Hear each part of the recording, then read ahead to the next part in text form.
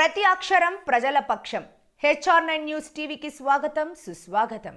ఆంధ్రప్రదేశ్ ముఖ్యమంత్రి శ్రీ నారా చంద్రబాబు నాయుడును మర్యాదపూర్వకంగా సచివాలయంలోని ఆయన ఛాంబర్లో కలిసిన బద్వేలు తెలుగుదేశం పార్టీ యువ నాయకులు చెరుకూరి రవికుమార్ నాయుడు బద్వేల్ నియోజకవర్గ ప్రజల తరపున ముఖ్యమంత్రి నారా చంద్రబాబు నాయుడికి నూతన సంవత్సరపు శుభాకాంక్షలు తెలియజేశారు.